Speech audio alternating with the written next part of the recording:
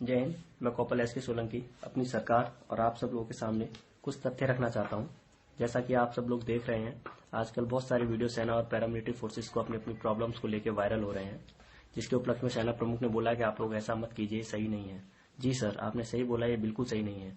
लेकिन जो अंग्रेजों की पॉलिसी आज 70 साल होने वाले हैं, अब देश को आजाद हुए, जो अभी तक रनिंग कर रही हैं मिलिट्री में, क्या वो सही है? जिसमें अधिकारी और जवानों के बीच इतना अंतर बना के रख दिया है।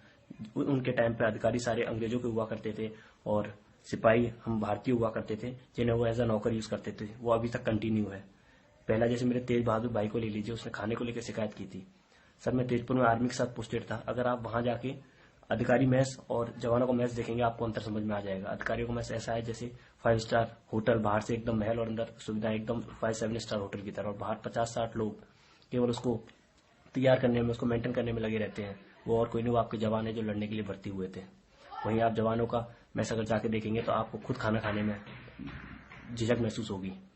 उसके बाद सर, मेरे दूसरे सीआरपीएफ के जवान के ऊपर आ जाइए, जिसने पैरामिलिट्री फोर्सेस की कुछ सुविधाओं के लिए बोला था, जिसने कैंटीन फैसिलिटी, पेंशन के लिए बोला था। सर, बिल्कुल उनके लिए पेंशन होनी चाहिए। वो भी इतने ही देश के लिए समर्पित हैं जितने कि हम। कल के लिए भगवान न करे अगर उसे कुछ हो गया तो उसकी फैमिली को एक वो पेंशन ही था जो जिंदगी भर सहारा देगी, जिससे वो खुद जिएगी अपनी और अपने बच्चों को पढ़ा सकती है।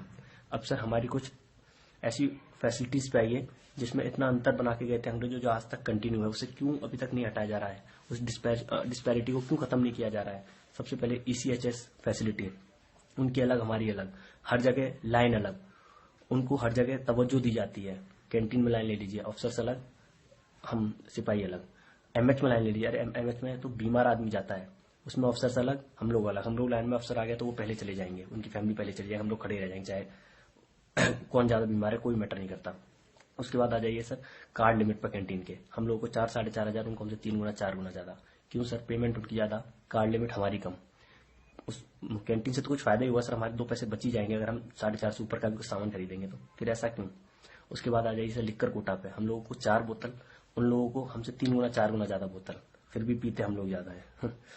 फिर आ जाइए सर, कैंटीन से कार निकालने के लिए, जवान तब तक कार नहीं निकालेगा जब तक उसकी सर्विस 10 साल हो जाए। सर, आज की मौजूदा स्थिति को देखते हुए अगर जवान के माँ बाप को जरूरत है आज कार की, अगर उसकी सर्विस 10 साल नहीं हुई है, तो ये रूल क्यों बना रखा है? अगर वो कैंटीन से कार लेगा तो सर उसको फायदा ही हो जाएगा, अदरवाइज वो बाहर चलेगा तो घाटा ही होगा ना सर। तो ये रूल क्यों? बल्कि अधिकारी जिस दिन भर्ती हुआ है उसी दिन से आराम से कार निकाल सकता है और चला सकता है। उसके बाद भी इतनी सीसी की लेंगे, इतनी नहीं, वो उनके हिसाब से। ये क्या है सर? केवल एक प्रेस्टीज इशू। उसके बाद उसी कार से अगर मूवमेंट की बात है, अगर TD जाना है सर, तो अधिकारी के पास रिजर्वेशन नहीं है, कुछ नहीं है, तो वो अपनी कार से भी TD जा सकते हैं और उसका वो क्लेम कर सकते हैं। वहां वो लोग जाके होटल में स्टे कर सकते हैं, अगर रूम नहीं है तो उसका भी वो क्लेम कर सकते हैं। बात एक जवान की करें, अगर उसको एक कोने से दूसरे कोने भी जाना है देश के, अगर उसको रिजर्वेशन नहीं है, वेटिंग में है, तो वो टॉयलेट के पास सो के जाएगा, उसको जाना पड़ेगा। वो अपनी कार से अगर जाएगा भी तो अपना खर्चा करके। उसके बाद बात रुकने की आए तो, और उसके लिए रूम तो छोड़ दीजिए सर, अगर एक चारपाई भी उसको मेंटेन करनी है तो खुद जुगाड़ लगानी है उसको अपने मेंटेन करने के लिए। होटल में स्टे तो छोड़ दीजिए सर। ऐसा क्यों? हम लोग भी कंफर्ट चाहते हैं। हम लोग अगर वहां जाएंगे, अगर हम लोग होटल में रुकेंगे, उसका पैसा अगर सरकार देगी तो हम तो सरकारी काम से गए, अपने काम से तो नहीं गए वहां। लेकिन नहीं, उन लोगों को सब कुछ ऑथराइज है, हम लोग को ऑथराइज नहीं है। उसके बाद राशन स्केल पे आ जाइए सर, हम लोग को 3-3.5 हजार रुपये मिलता है, और आर्मी में मेरे साथियों को कुछ राशन मिलता है, तो उन लोगों को पूरा राशन मिलता है, हमें 3-3.5 हजार। इतने में से दूध और पानी आ जाता है महीने का। अब आप बताइए ये अंतर है या नहीं? और उसी राशन की क्वालिटी अच्छा पहले छांट के कर दिया जाता है। और फिर आइए सर, पार्टीज में हम लोगों को यूज किया है, लॉजिस्टिक सामान अगर आए, यूनिफॉर्म, पिछले लास्ट 2 साल से जूते नहीं मिल रहे सर। और ऑफिसर्स की ड्रेसेस को मैंने स्टिच होकर एकदम उनके घर तक पहुंचते हुए देखा है। तो इतना स्मूथली उनके लिए काम होता है और हम लोगों के लिए नहीं। ऐसा क्यों सर? उनकी वाइफ्स को मैम मैम बोल के इतना अंतर पैदा कर दिया जाता है कि हमें शर्म आती है अपनी वाइफ्स को लेके जाने में। उसके बाद हाँ, अब बात करें पे स्केल की, तो सर वो डिजर्व करते हैं। वो लोग वो एग्जाम फाइट करके आए जो हम लोग नहीं कर पाए। वो A ग्रेड ऑफिसर्स हैं। But what about MSP sir? Military service पे तो सर गार्ड हम करते हैं सर अपनी पैराफेरी को, 4-5 तरफ से, हर तरफ से हमारे 10-20-50 जवान जो भी हैं अपनी जान हथेली पर के रात भर हम लोग जाके गार्ड करते हैं। बॉर्डर पे गश्त हम लोग देते हैं रात भर जग के। और मिलिट्री सर्विस पे उनका 15,000 प्लस और हमारा 6,000 एज पर 7th पे कमीशन। ऐसा क्यों सर? इसके लिए मैंने सर बहुत लेटर भी लिखे थे, मैंने, मेरे कई भाइयों ने, मैंने डिफेंस मिनिस्टर, PMG आपको और अपने फाइनेंस मिनिस्टर को, सबको, लेकिन अनदेखा कर दिया गया या किसी ने हमारी ये बात उठाई नहीं।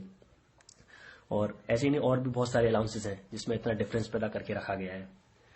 सर बस एक ही गुहार है कि यूनिफॉर्म पर्सनल जिस काम के लिए आया है, जो वो पहले सोचता है कि मैं फौज में जाऊंगा, ये काम करूंगा, वो काम करूंगा, उस गरिमा को बने रहने दें, इस यूनिफॉर्म की गरिमा को बने रहने दें सर।